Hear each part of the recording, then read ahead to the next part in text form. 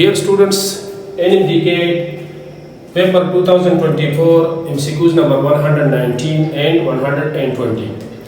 अब students 119 number MCQs इस तरह है कि which element has the electronic configuration of noble gas notation Kr, मतलब Kr क्या है स्टूडेंट्स? क्रिप्टॉन है। 5s2 ये मतलब 5s में 2 इलेक्ट्रॉन है, फिर 4d2d में 2 इलेक्ट्रॉन है।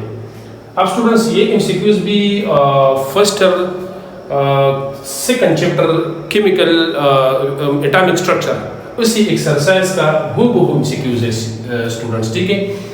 अच्छा, इसको समझने के लिए ये याद रखने के ये क्रिप्टॉन जो है, अब इसका एटॉमिक नंबर आपने याद करना है। क्रिप्टॉन का students atomic number, let suppose मैं इसको इधर सॉल्व कर लेता हूँ। क्रिप्टॉन का स्टूडेंट्स एटॉमिक नंबर है 36। क्या है? 36। 2 इलेक्ट्रॉन 5s2 के हो गए। 2 इलेक्ट्रॉन किसके हो गए? 5s2। और 2 इलेक्ट्रॉन हो गए 4d2। तो 36 + 2 38 और 2 कितने हो गए? मतलब इधर एटॉमिक नंबर हो गया Z। Z एटॉमिक नंबर का सिंबल है, जर्मन वर्ड है ZAL, ठीक है। ZAHL, ठीक है। तो Z atomic number is equal to, ये टोटल हो गया 40। क्या? 40। अब स्टूडेंट्स इसमें आपने इन एलिमेंट्स के एटॉमिक नंबर याद करने हैं, ठीक है। तो इनमें 40 एटॉमिक नंबर मोलिब्डेनम का नहीं है, बस जर्कोनियम का है। किसका है? जर्कोनियम का एटॉमिक नंबर स्टूडेंट्स है 40। क्या है? 40। तो ये जो इलेक्ट्रॉनिक कॉन्फ़िगरेशन है, ठीक है, 36 तक तो क्रिप्टॉन है, तो इधर शॉर्टकट क्रिप्टॉन क्या है? Kr, ठीक है, नोबल गैस है। और फिर आगे जो 5s2 है, 4d2 है, तो ये मतलब इसका एटॉमिक नंबर 40 मुकम्मल कर दिया गया है। तो 40 एटॉमिक नंबर जर्कोनियम का है। तो स्टूडेंट्स जो एलिमेंट है, ये इलेक्ट्रॉनिक कॉन्फ़िगरेशन जो दिया गया है, ये है जर्कोनियम का। तो ऑप्शन नंबर डी स्टूडेंट्स इस MCQs का हमारे साथ इसका करेक्ट ऑप्शन है, ठीक है स्टूडेंट्स। अच्छा students, MCQs number 120, MCQs number 120 note कर लें कि ये है कि total number of electrons pairs. अब इलेक्ट्रॉन्स पेयर है स्टूडेंट्स, तो ये इलेक्ट्रॉन पेयर 2 किस्म के हैं। एक इलेक्ट्रॉन बॉन्ड पेयर है और एक इलेक्ट्रॉन लोन पेयर है।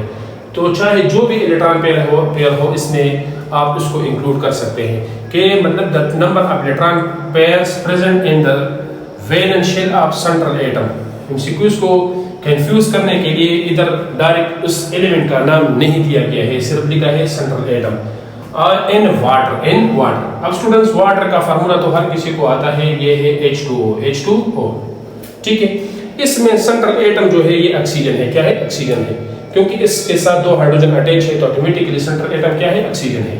अब स्टूडेंट्स ऑक्सीजन का एटॉमिक नंबर नोट कर ले। ये है ऑक्सीजन, चूंकि ग्रुप नंबर 6 में है तो इसका एटॉमिक नंबर 8 है, और ग्रुप नंबर 6 में है। तो ये स्टूडेंट्स ये मैं एक स्टेटमेंट लिख लेता हूँ, ये ज़हन में रख लें कि ग्रुप नंबर शोज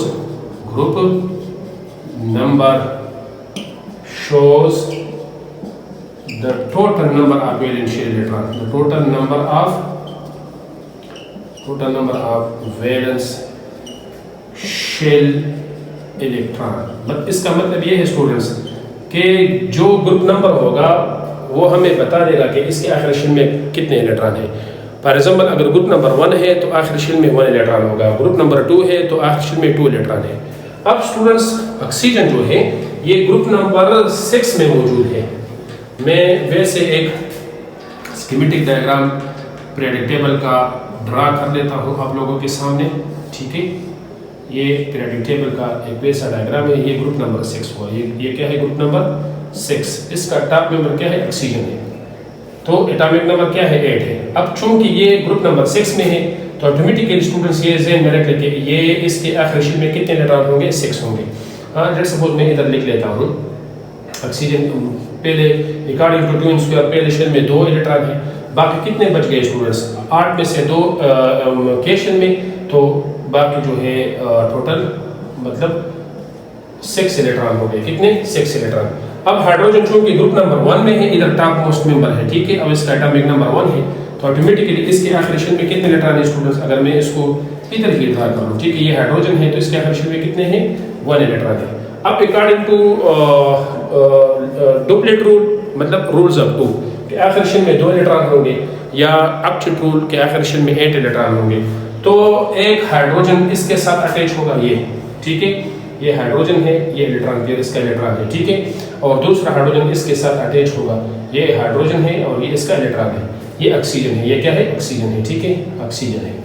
तो स्टूडेंट्स अब ज़हन में रख लें कि सेंट्रल एटम ऑक्सीजन हो गया, इसका स्ट्रक्चर भी आप इस तरह ड्रा कर सकते हैं, हमें पता है वो Lewis, according to Lewis structure या वेस्टर थ्योरी में, इसमें इसके साथ 2 लोन पेयर इलेक्ट्रॉन है, ये 2 लोन पेयर है और 2 बॉन्ड पेयर है, और इसका बॉन्ड एंगल जो है ये 104.5 वी शेप है या बेंड शेप है या एंगुलर शेप है, ठीक है। तो अगर आप स्ट्रक्चर वाइज के थ्रू उसको याद कर सकते हैं, या अगर आप इसी तरह इसको डायग्रामेटिकली जो एटम का स्ट्रक्चर है उसको आप बॉन्डेड कर सकते हैं। लेट्स सपोज स्टूडेंट्स अब इनमें इलेक्ट्रॉन पेयर शेयर करें, ये लोन है तो एक इलेक्ट्रॉन पेयर, एक दूसरा, 2 इलेक्ट्रॉन पेयर हो गए, 2 लोन पेयर हो गए और ये 2 बॉन्ड पेयर हो गए। लोन पेयर किसको कहते हैं स्टूडेंट्स, उन पेयर को कहते हैं जो पेयर में होते हैं लेकिन बॉन्ड में हिस्सा नहीं देता है, तो उसको कहते हैं इलेक्ट्रॉन लोन पेयर। और इलेक्ट्रॉन बॉन्ड पेयर कौन सा है, इलेक्ट्रॉन बॉन्ड पेयर इसी बॉन्ड को कहते हैं जो मतलब which take part in a bond formation, ठीक है। और ये electron bond pair under the control of 2 nuclei है, और इलेक्ट्रॉन लोन पेयर जो है under the control of 1 nucleus है, ठीक है। तो इसमें स्टूडेंट्स सेंट्रल एटम ऑक्सीजन है और इसके साथ टोटल इलेक्ट्रॉन पेयर कितने हो गए स्टूडेंट्स, गिन लेते हैं 1 2 3 4, तो टोटल कितने इलेक्ट्रॉन पेयर है, 4। इधर भी स्टूडेंट्स अगर आप को ये स्ट्रक्चर याद हो, इधर भी गिन ले तो ये है 1 2 3 4, तो टोटल इलेक्ट्रॉन पेयर वाटर में सेंट्रल एटम ऑक्सीजन है, इसमें टोटल इलेक्ट्रॉन पेयर स्टूडेंट्स 4 है, कितने हैं, 4 है। तो इस एमसीक्यूज का ऑप्शन नंबर सी जो है 4 इधर लिखा है, तो this is the correct option. तो स्टूडेंट्स ये नोट कर ले, ठीक है।